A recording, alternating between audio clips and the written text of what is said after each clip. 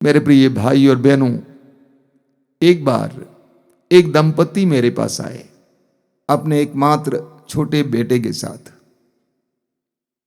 वे अपने पारिवारिक जीवन की समस्याएं बता रहे थे, दाम्पत्य जीवन की समस्याएं बता रहे थे। मैंने देखा कि वे एक दूसरे पर इल्जाम लगाए जा रहे थे। अंत में पत्नी ने अपने पति के कमजोरियों और कमियों का हिसाब रखा मेरे सामने। मैंने पूछा कि आप अपने पति की कमजोरियों का हिसाब रख रही हैं? पति ने कहा, आप जानते नहीं, ये तो रोज कैलेंडर पर लिख के रखती है कि मैंने क्या कहा, क्या किया। मेरे पूछने पर पत्नी ने कहा, उसको सुधारने के लिए मैं कर रही हूं। हम मनुष्य कैसे होते हैं? हम दूसरों की कमियों का हिसाब रखते हैं। क्या आपने कभी सुना नहीं, लोग कहते हैं मैं कितनी बार क्षमा करूं, कब तक झेलूं? जबकि सच्चाई यह है कि हमारा ईश्वर हमें कितना प्रेम करता है। मत्ती के समाचार के अध्याय 18 उसके वाक्य 21 में पढ़ते हैं, शिमोन पेतरुस यीशु के पास आया और पेतरुस ने प्रभु से पूछा कि गुरुवर, यदि मेरा भाई मेरे विरुद्ध अपराध करता जाए तो मैं उसको कितनी बार तक क्षमा करूं? 7 बार तक? पेतरुस ने सोचा कि प्रभु उसको शाबाशी देंगे। ठीक इसके विपरीत प्रभु ने कहा, मैं तुमसे कहता हूं 7 बार नहीं बल्कि 70 गुना 7 बार, यानी अनगिनत बार। तुम अपने भाई बहनों की गलतियों का हिसाब क्यों रखते हो, जबकि ईश्वर तुम्हारी गलतियों का हिसाब नहीं रखता है। ईश्वर हमारी गलतियों का हिसाब नहीं रखता है। यदि वो हमारे अपराधों का हिसाब रखता तो आज आप और मैं जिंदा नहीं होते। हमारे बचपन से लेकर आज तक हमने कितने अपराध किए हैं, कितने प्रकार के अपराध किए हैं, लेकिन ईश्वर ने उसका हिसाब नहीं रखा है। इस्यास नबी के ग्रंथ के अध्याय 43 उसके वाक्य 25 में प्रभु कहते हैं, मैं तुम्हारे पापों को याद नहीं करूंगा, मैं तुम्हारे पापों को याद नहीं करूंगा। कितना सुंदर वचन है। इस्यास अध्याय 44 वाक्य 22 में प्रभु कहते हैं, बादल की तरह मैंने तुम्हारे अपराधों को और प्रातः के कोहरे की तरह मैंने तुम्हारे पापों को मिटा दिया है। यानी तुम्हारे पापों के कलंक को मैंने मिटा दिया है। अय्यूब के ग्रंथ के अध्याय 14 वाक्य 7 में हम पढ़ते हैं कि प्रभु ने हमारे पापों को ढक दिया है। प्रभु हमारे पापों को ढक लेते हैं। आदम और हेवा ने अपराध किया, पाप किया, ईश्वर की आज्ञा का उल्लंघन किया, वे नंगे हो गए। वचन में हम पढ़ते हैं कि ईश्वर ने उनकी नग्नता को छिपाया। अपनी जिंदगी में मुड़ के देखिए, कितने बार हमने कितने प्रकार के अपराध किए हैं, लेकिन प्रभु ने उनको लोगों के सामने प्रकट नहीं होने दिया। कितने बार प्रभु ईश्वर हमारे अपराधों को छिपाता है, हमें ढाक लेता है। स्तोत्र 103 में हम पढ़ते हैं उसके वाक्य 10 और 13 में प्रभु का वचन कहता है, वह ना तो हमारे पापों के अनुसार हमारे साथ व्यवहार करता और ना हमारे अपराधों के अनुसार हमें दंड देता है। कितना सुंदर वचन है। वहां लिखा हुआ है, वह न तो हमारे पापों के अनुसार हमारे साथ व्यवहार करता है और ना हमारे अपराधों के अनुसार हमें दंड देता। वाक्य 13 में क्या लिखा हुआ है, पिता जिस तरह अपने पुत्रों पर दया करता है उसी तरह अपने भक्तों पर वो दया करता है। पिता जिस तरह अपने पुत्रों पर दया करता है, प्रभु उसी तरह अपने भक्तों पर दया करता है। प्रभु ईश्वर हमारे पापों और अपराधों को क्षमा करता है। कितनी बार हम थक कर निराश होकर सोने गए हैं, लेकिन पूरी रात प्रभु हमारे साथ कार्य करते हैं। हमारे हर प्रकार की निराशा को मिटाते हैं, पाप के कलंक को मिटाते हैं और फिर एक बार जीने के लिए हमें ललक देते, इच्छा प्रदान करते हैं। अगर ईश्वर हमारे साथ ऐसा व्यवहार करता है तो हम कैसे दूसरों का हिसाब रख सकते हैं। वचन में लिखा हुआ है, प्रवक्ता ग्रंथ अध्याय 28 में उसके वाक्य 3 से 5 तक, यदि कोई अपने मन में दूसरों पर क्रोध बनाए रखता है तो वह प्रभु से क्षमा की आशा कैसे कर सकता है। आगे, यदि वो अपने भाई पर दया नहीं करता तो अपने पापों के लिए क्षमा कैसे मांग सकता है। निरा मनुष्य होते हुए भी यदि वो बैर बनाए रखता तो उसे अपने पापों की क्षमा कैसे मिल सकती है। हम बुरे हैं, हम पापी हैं। पापी होते हुए भी, बुरे होते हुए भी, दुर्बल होते हुए भी हम दूसरों को क्षमा नहीं कर पाते हैं तो हम ईश्वर से कैसे क्षमा की याचना कर सकते हैं, कैसे प्रतीक्षा कर सकते हैं, उम्मीद रख सकते हैं। मत्ती के समाचार के अध्याय 5 में प्रभु ने हमें एक बहुत गहरी शिक्षा दी है। प्रभु ने कहा, मैं तुम लोगों से कहता हूं, अपने शत्रुओं से प्रेम करो और जो तुम पर अत्याचार करते हैं उनके लिए प्रार्थना करो, इससे तुम अपने स्वर्गीय पिता की संतान बन जाओगे।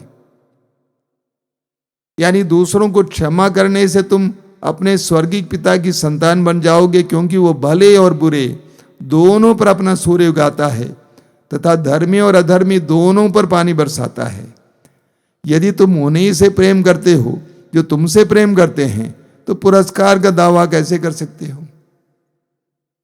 प्रभु कहते हैं, यदि तुम उन्हीं से प्रेम करते हो जो तुमसे प्रेम करते हैं तो तुम पुरस्कार का दावा कैसे कर सकते हो, तुम दूसरों से अलग कैसे हो सकते हो।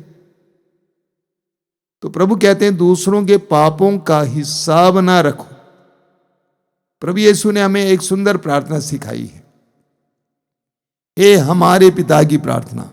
उसमें प्रभु हमसे कहते हैं, इस तरह प्रार्थना करो, हे पिता, हमारे अपराध क्षमा कर जैसे हम भी अपने अपराधियों को क्षमा करते हैं।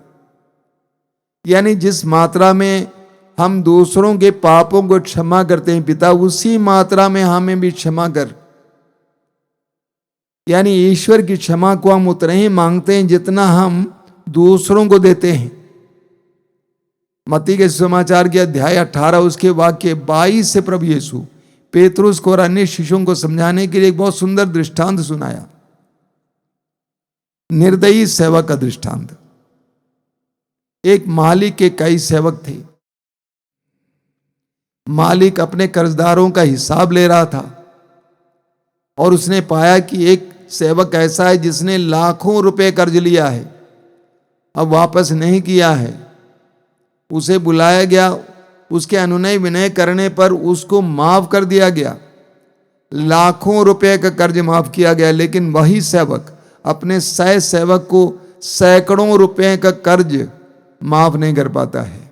मालिक उसको बुलाता है, डांटता फटकारता है, जो माफी उसे दी थी उसको वापस लेता है। मत्ती अध्याय 18 वाक्य 35 में प्रभु यीशु कहते हैं, ठीक इसी तरह तुम्हारा पिता भी तुम्हारे साथ व्यवहार करेगा। यदि तुम अपने हृदय से दूसरों को क्षमा कर नहीं करोगे, भाई बहनों को क्षमा नहीं करोगे, तुम्हारा स्वर्गीय पिता भी तुम्हारे साथ ऐसा ही बर्ताव करेगा। इसलिए हमें क्या करना चाहिए, हमें दूसरों के पापों का हिसाब नहीं रखना चाहिए। संत पौलुस हमें बताते हैं एफेसियों के पत्र के अध्याय 4 वाक्य 26 और 27 में पौलुस कहते हैं, यदि आप क्रुद्ध हो जाएं तो इस कारण पाप ना करें। यदि आप क्रुद्ध हो जाएं तो इस कारण पाप ना करें। सूरज के डूबने से पहले अपने क्रोध को शांत करें। शैतान को अवसर नहीं देना चाहिए। पौलुस कहते हैं कि सूरज के डूबने से पहले अपने क्रोध को शांत करो। आज का जमाना कितना आसान हो गया, आज के जमाने में यह कितना आसान हो गया है। आपके पास मोबाइल फोन है, अगर किसी ने आपको दुख दिया है, किसी को आपने दुख दिया है, क्षमा पाइए, क्षमा दीजिए। रात को अपने दिल में क्रोध को बनाए मत रखिए। जब रात को अपने हृदय में क्रोध को बनाए रखते हैं तो आप शैतान को आपके जीवन में कार्य करने का अवसर देते हैं। हिसाब मत रखिए। मैंने देखा कई लोग इसीलिए दुखी हैं, पीड़ित हैं, अंधेरे में बस रहे हैं, क्योंकि वे क्षमा नहीं कर पाते हैं। जब भी हम क्षमा नहीं करते, हम शैतान को अवसर देते हैं हमारे जीवन में कार्य करने के लिए, हमारे परिवार में कार्य करने के लिए। इसीलिए हमें क्षमा करने की आवश्यकता है। उत्पत्ति ग्रंथ में हम पढ़ते हैं याकूब के बेटे यूसुफ के बारे में। याकूब के 12 बेटों में से यूसुफ को उसके भाइयों ने, जब वो 17 साल का था, व्यापारियों के हाथ, मिस्रियों के हाथ बेच डाला और यूसुफ मिस्र देश पहुंच जाता है। मिस्र में पहुंचने के बाद प्रभु उसके साथ है, इसीलिए हर जगह उसको सफलता मिलती है। अंत में वो मिस्र देश का शासक बन जाता है। उसके ही भाई अपना देश छोड़कर मिस्र देश आते हैं अनाज खरीदने के लिए। यूसुफ के सामने वे खड़े थे, वे यूसुफ को पहचान नहीं पाए, लेकिन यूसुफ ने उनको पहचान लिया। अंत में उसने प्रकट किया, बता दिया कि मैं यूसुफ हूं जिसको आप लोगों ने बेच डाला था।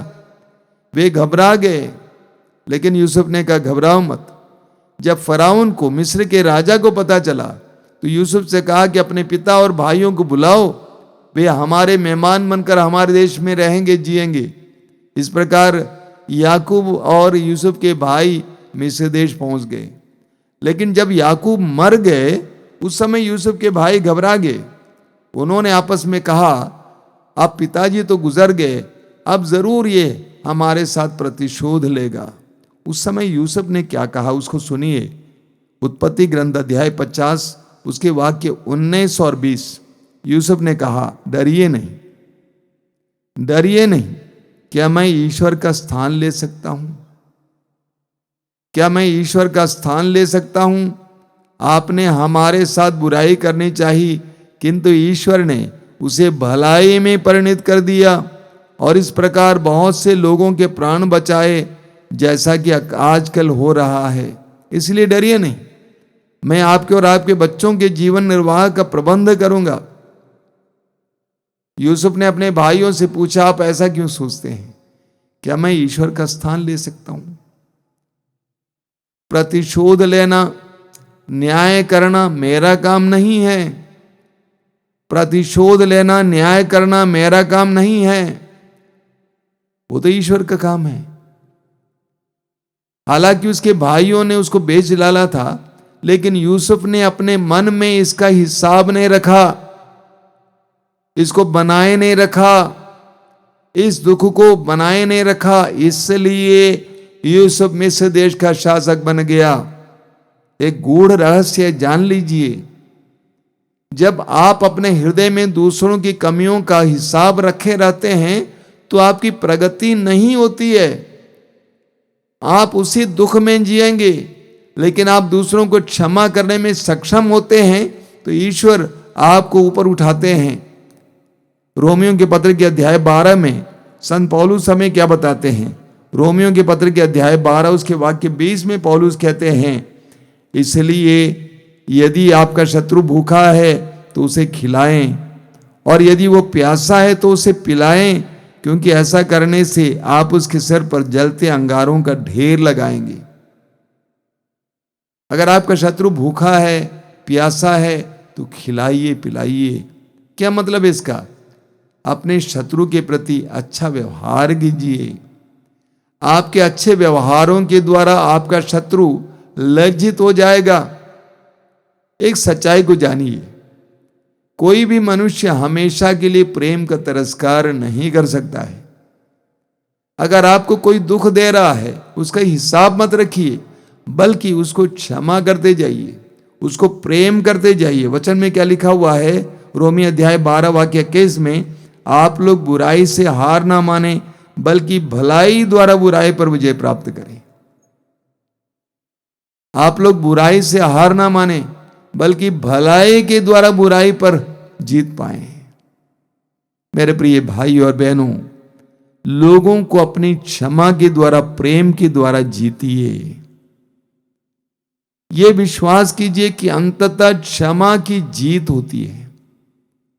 मेरा ये विश्वास है, पवित्र वचन में भी यही विश्वास हमें दिलाया गया है कि क्षमा के द्वारा हम जीत पाएंगे, हिसाब ना रखिएगा, क्योंकि ईश्वर आपके पापों का हिसाब नहीं रखता है।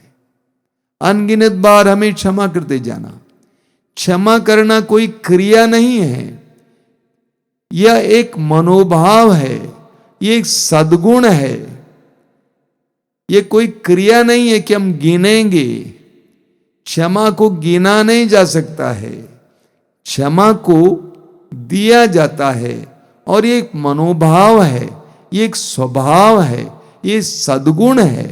अपने में क्षमा करने की क्षमता बनाए रखिए, क्षमा करते जाइए। 7 बार नहीं, 70 गुना 7 बार। आइए हम प्रार्थना करें। प्रभु यीशु, धन्यवाद देते हैं तेरे पवित्र वचनों के लिए। तेरे पवित्र वचनों के द्वारा तू हमें सिखाता है, तू हमें जीवन का रहस्य बताता है, प्रगति का रहस्य बताता है, आनंद का रहस्य बताता है। हमें दूसरों की कमियों का नजरअंदाज करने की कृपा दीजिए, उसको ना गिनकर उसको क्षमा करने की शक्ति के लिए प्रार्थना करते हैं प्रभु। हम विश्वास करते हैं कि क्षमा एक स्वभाव है, एक मनोभाव है, एक सद्गुण है। उसे हमारे अंदर बढ़ने दीजिए यीशु। प्रभु यीशु, क्रूस पर से तूने पुकार कर कहा, हे पिता इन्हें क्षमा कर, क्योंकि ये नहीं जानते कि ये क्या कर रहे हैं। इतने सारे अत्याचार पाने के बावजूद तूने अपने उन अपराधियों के लिए प्रार्थना की, क्योंकि तेरे हृदय में केवल प्रेम था, क्षमा थी। हमारे हृदयों को भी प्रेम और क्षमा से भर दीजिए। हे प्रभु, इन वचनों को सुनने वाले मेरे भाई बहनों को आशीर्वाद दीजिए, उन्हें क्षमा का वरदान दीजिए। दूसरों की कमियों को गिनने के बजाय उनको हृदय की गहराई से क्षमा करने के लिए कृपा दीजिए, ताकि हम तेरे आशीर्वाद को प्राप्त कर सकें। हमारी इस प्रार्थना को ग्रहण कर प्रभु, आमीन।